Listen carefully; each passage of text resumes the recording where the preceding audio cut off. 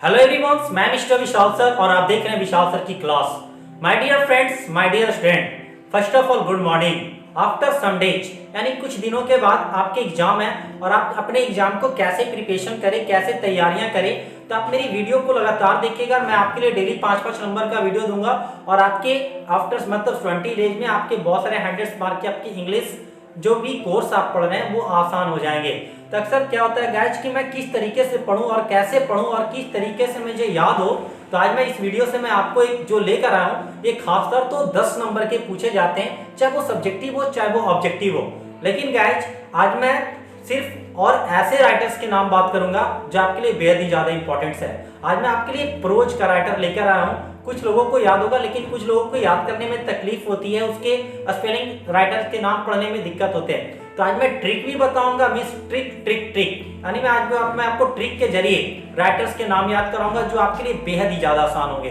तो आज मैं सिर्फ और सिर्फ प्रोज की वीडियो दूंगा और वो खासकर 5 नंबर, इससे बहुत ही ज्यादा जरूरी है, आपके एग्जाम में आपके पेपर में आने वाले हैं। अक्सर इसको याद करने से आपके एग्जाम में ये 5 नंबर 10 नंबर कोई मायने रखता है और यही 10-5 नंबर से आपके बहुत अच्छे नंबर आ पाते हैं। तो इसलिए आज मैं आपके लिए जो पढ़ाने जा रहा हूँ ट्रिक के जरिए जो बहुत ही ज्यादा आसान होंगे।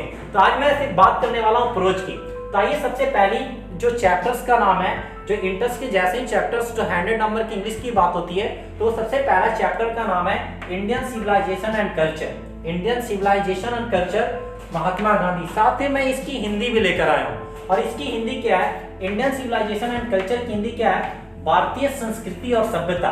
इसके लेखक है महात्मा गांधी। अब मैं इसके ट्रिक बता रहा हूँ कि बहुत सारे ऐसे यूरोप वासियों थे जिन्होंने भारत में आकर वो अपनी सभ्यता को लागू करना चाहते थे, तो महात्मा गांधी ने ऐसा होने नहीं दिया, ठीक है ना। वो अपनी सभ्यता खुद लेकर आए और साथ ही बोले कि क्या कि भारत ही मेरी संस्कृति और सभ्यता है। और इस चैप्टर को आप ट्रिक के जरिए याद कर सकते हैं। यानी महात्मा गांधी ने हमारे देश की सभ्यता को बचाया।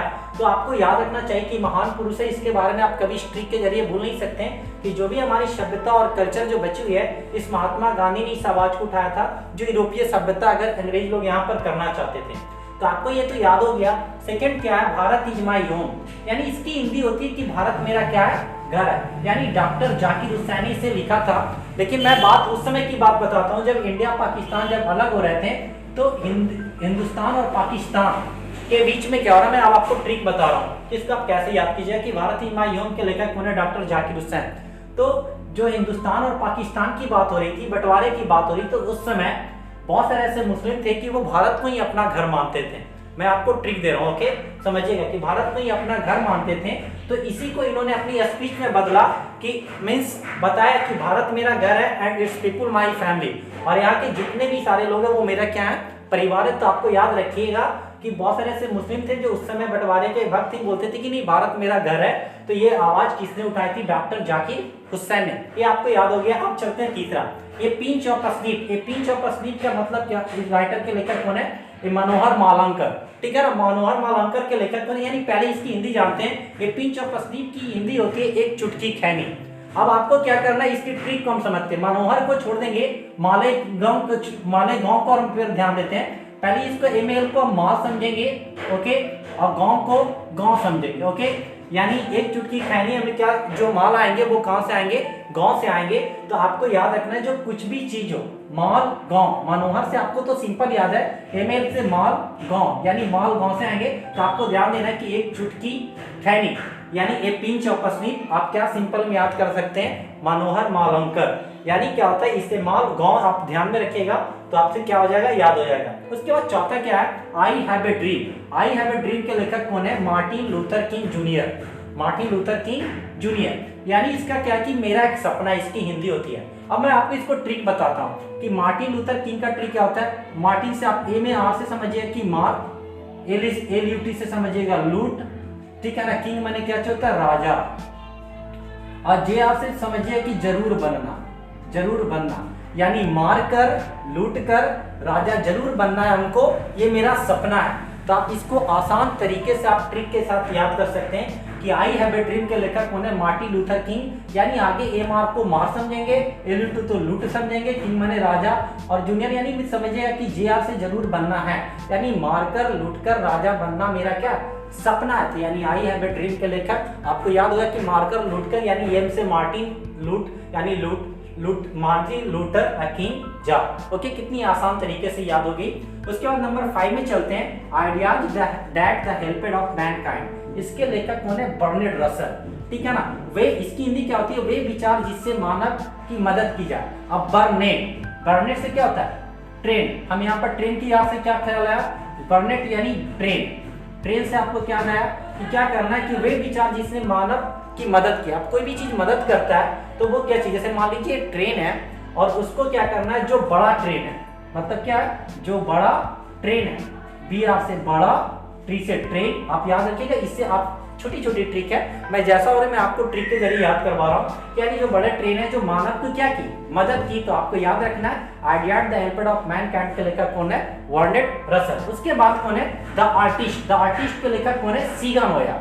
क्या? सीगा नोया। अब हम इससे सीखते हैं कि कौन है। अब सीखा से याद रखिएगा, सीखा समझ में आ रहा ना, यानी नियो को आप नया समझिएगा, यानी सीखा नया, यानी जो भी क्या होता है, जो नया सीखता है उसे हम क्या कहते हैं? कलाकार कहते हैं। ओके, कितना आसान है, आसान तरीके से मैं आपको समझा रहा हूँ। द आर्टिस्ट के लेखक कौन है? सीगा नोया। आपको अगर आपको सीगा नोया नहीं समझ में आ रहा है कि इसके लेखक कैसे पढ़ेंगे, तो आपको कलाकार समझ में आएगा। तो सीखा, न्यू से आप समझिएगा कि नया, तो नया चीज कौन सिखाता है? कलाकार सिखाता है। तो आपको याद रखिएगा, सीखा आपने किससे कोई चीज को आप नया सीखते हैं तो वो आर्टिस्ट यानी कलाकार से, यानी द आर्टिस्ट के लेखक कौन है? सीगा नोया। कितनी आसान तरीके से याद है। उसके बाद अगला चैप्टर है, ये चाइल्ड इज बॉर्न, यानी एक बच्चे का जन्म। ये चाइल्ड इज बॉर्न आपका जो 7 चैप्टर है उसको क्या हिंदी होता है? जर्मन गीर। यानी जर्मन गीर से आपको अब मैं ट्रिक बता रहा हूँ, ठीक है ना, कि जर्मन, हम यहाँ से ध्यान देंगे कि जर्मन, और गिर को हम गांव समझ जाते हैं। यानी क्या होता है कि एक बच्चे का जन्म क्या हुआ? जर्मन नामक गांव में। यानी आपको आसान हो गया, ये चाइल्ड इज बॉर्न, एक बच्चे का जन्म हुआ जर्मन नामक गांव में। तो एक बच्चे का जो जन्म हुआ जर्मन नामक गांव में, तो आपसे इससे याद हो जाए कि जर्मन गीर। ओके, कितनी आसान ट्रिक है ना, आप इसको आप आसान से याद कर सकते हैं। चाइल्ड इज बॉर्न, एक बच्चे का जन्म हुआ जर्मन नामक गांव में, इसको आप हिंदी ध्यान में रखिएगा तो अपने से आप जर्मन गीर हो जाएगा, और आपके जब ऑप्शंस मिलेंगे तो आप आसान तरीके से माप सकते हैं। उसके बाद जो 8वां चैप्टर है, हाउ फ्री द प्रेस, इसकी होती है प्रेस कितना स्वतंत्र है। इसकी हिंदी क्या होती है? प्रेस कितना स्वतंत्र है। इसके लेखक है डी एल सायर्स, यानी इसको मैं पूरा नाम बताता हूँ, डॉर्थी एल सायर्स नाम है।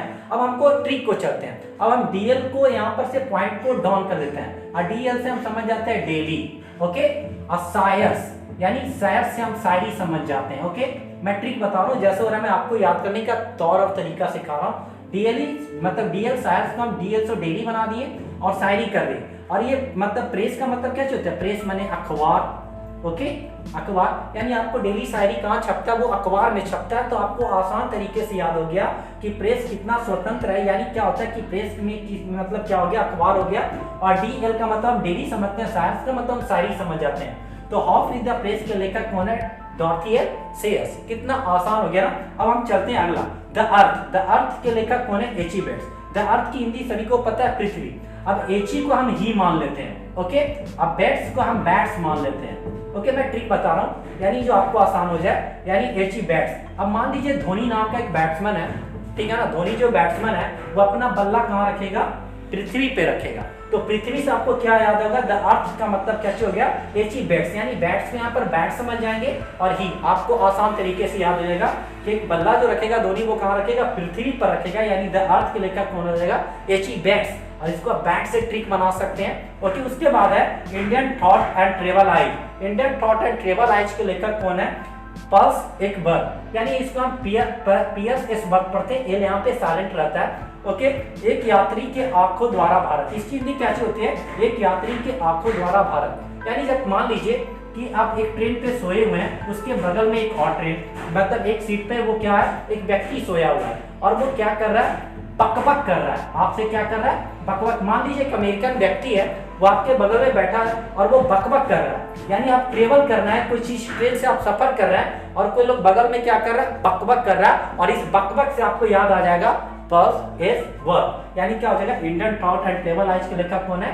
पल्स एस वर्ग। आप ट्रेवल करते हैं, यात्रा करते हैं, और वहां पर क्या होता है? बकबक करते हैं बहुत सारे लोग। तो आपको ध्यान हो जाएगा कि Indian thought and travel eyes के लेखक कौन है? पल्स एस वर्ग। अब लास्ट जो चैप्टर्स है वो आपको ध्यान दीजिए, ये मैरिज प्रपोजल, ये मैरिज प्रपोजल का हिंदी क्या होता है? शादी का प्रस्ताव, शादी का प्रस्ताव। इसके लेखक है एंटन चेखव यानी चेखव। अब मैं आपको ट्रिक बता रहा हूँ कि कैसे इसको याद कीजिएगा। मान लीजिए किसी को शादी का प्रस्ताव आया, तो प्रस्ताव में कुछ लोग मिठाइयाँ लेकर आते हैं। मान लीजिए 10 केजी वो मिठाई ले आया, आपके सामने रसगुल्ले ला के रख दिया और आप उसे चख कर देखिएगा, ठीक है ना? क्या करके देखिएगा? चख कर, यानी एंटन चेखव। यहाँ पर हम चेखव को चख कर मानेंगे तो आपको ट्रिक याद हो जाएगा कि अब शादी हुआ, सपोज दैट शादी हुआ, शादी का प्रस्ताव रखा गया तो मिठाई लेकर आया और उसे आप चेक करिए, मतलब क्या कि उसको चेक किए, यानी चखे उस मिठाई को। तब चखने से आपको क्या याद हो जाएगा? ये मैरिज प्रपोजल के लेखक कौन है? एंटन चेखव, है ना? ये कमाल की ट्रिक। तो ऐसे ही कमाल की ट्रिक से मैं आपकी हर चैप्टर्स को मैं आपको क्लियर कर दूंगा आपके लिए। अब ज़्यादा कुछ नहीं, आप जल्दी कोई भी दिक्कत है तो आप हमें कमेंट करके दे दीजिए और लाइक जरूर कर दीजिए और मैं अपना आपको हर्ट दे दूंगा, ठीक है ना? मैं आपको हर्ट करके मैं आपको रिप्लाई दूंगा कि यस मैंने आपकी कमेंट को पढ़ लिया। तो जल्दी से जल्दी इस वीडियो को एक काम कीजिएगा, आप अपने ग्रुपों में शेयर कीजिए, अपने दोस्तों के साथ शेयर कीजिए, जो एग्जाम जिनके निकट है अपने फ्रेंड सर्किल में शेयर कीजिए। और जितना जल्दी हो और ऐसे ट्रिक्स आप उनके बहुत सारे ऐसी चीज़ याद करवा सकते हैं, उनके नंबर ऊपर आ सकते हैं, सुपर से भी ऊपर आ सकते हैं। तो ये आप किसी भी तरह से मैं यहाँ पर आपको शॉर्ट स्क्रीन ले सकते हैं आप, और वीडियो को रिप्लाई कर करके इस तरह से ट्रिक करके आप याद कर सकते हैं। आपके राइटर्स के नाम, ये 5 से लेकर 10 मिनट तक की वीडियो आपके लिए, ये जिंदगी के लिए, आपके लाइफ के लिए, पूरे एग्जाम के लिए बहुत ही ज़्यादा बेहतरीन ट्रिक है। मैं आपके लिए जैसे ट्रिक बना मैं आपके लिए लाया, और आप क्या करते हैं इसे जल्दी से याद कर लिए। ट्रिक के जरिए आपको अब प्रॉब्लम्स नहीं होगी, मुझे पता है इतना से आपको प्रॉब्लम्स नहीं होने वाली है। और गाइज अगर वीडियो आपको अच्छी लगी हो तो प्लीज़ इसे शेयर जरूर कर देना। और यदि आप मुझे चैनल पे मुझे पहली बार देख रहे हैं ना, तो आप इसे सब्सक्राइब कर दिए ताकि अगला 5 नंबर आपके कैसे आए, ठीक है ना? तो मैं आपके लिए डेली 5-5 नंबर का मैं आपको वीडियो दे दूंगा, जिससे आपकी मतलब याद करने का तरीका, आपके हाईएस्ट मार्क कैसे आए सब्जेक्ट में, इंग्लिश सब्जेक्ट में। यानी समझ में आ रहा ना कि English is everything, English is an international language, English is a window which you can see the world. Okay, तो आपकी इंग्लिश स्ट्रॉन्ग बनी है। और रही इस प्रोज की बात, मैं आपके पूरे प्रोज 11 डाल दिया हूँ ट्रिक के जरिए, इसे आप याद कीजिए। ओके, और बस मैं क्या बोलूँ, ओके, आप जितना की पढ़ाई पर ध्यान लगाइए। तो मैं मिलूंगा नेक्स्ट वीडियो के साथ। Bye to all, bye bye.